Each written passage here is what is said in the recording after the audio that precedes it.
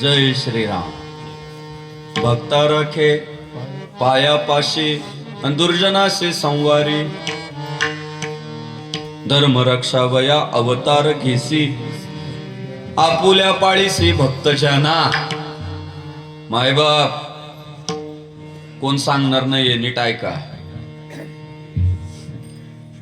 स्वतः जगाच्या बापाने दिलेली गॅरंटी आहे की मी धर्म बुडू देणार नाही, धर्म संपू देणार नाही.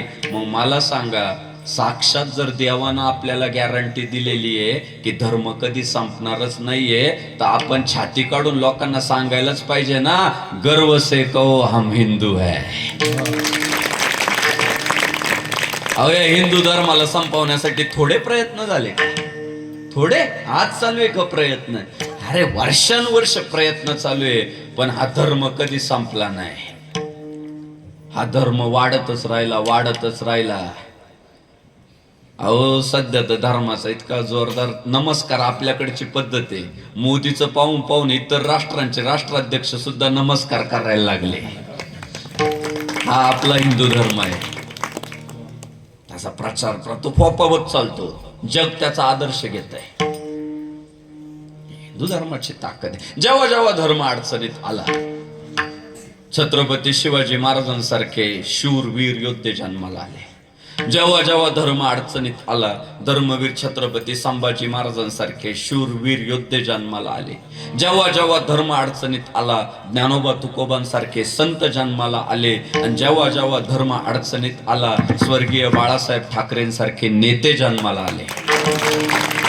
आणि जेव्हा जेव्हा धर्म अडचणीत आला, मनोज जरांगेंसारखा पठ्ठ्या जन्माला आला. जय श्रीराम. ही सगळी अवतारी पुरुष ही एकंदर. अरे बाबा, सकाळी जर नाश्ता नाही ना झाला, नाश्ता तर 12ला चक्कर येतात. चक्कर येतात. मला ना लय फिरायला लागलं बघा, आज नाश्ताच नाही केला. रात्री लय भरपूर खाल्लेलं आहे बरं का.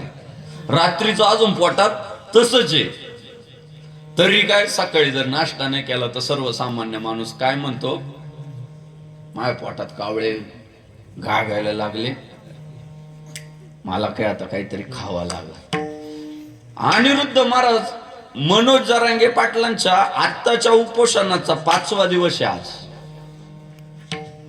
बरं, मीडियाच्या कॅमेरे समोरच आहे, आजूबाजूला समाज 24 तास आहे. तरी पठ्ठ्या म्हणतो, चुकून मी मेलो तरी सरकारला धारेवर धरा. काय म्हणतोय? मी चुकून मेलो, मरणार तर नाही, पण यदा कदाचित उपोषणा दरम्यान मी जर मेलो तर म्हणत नाही बा मला जातात पटकन एखादं सलाईन लावा किंवा मोसंबीचं ज्यूस पटकन आणा. नाही, मी जर मेलो तर तुम्ही न्याय मिळवल्याशिवाय थांबू नका. हे सर्वसामान्य माणूस नाही करू शकत, नाही करू शकत. या विभूतीच असतात. साधू संत मायबाप धर्म रक्षावयासाठी, धर्म रक्षावया लागी येती संतांच्या विभूती. असं एक प्रामाणिक आहे. संतांच्या विभूती सुद्धा कशासाठी जन्माला येतात? तर धर्माच्या रक्षणासाठीच येतात.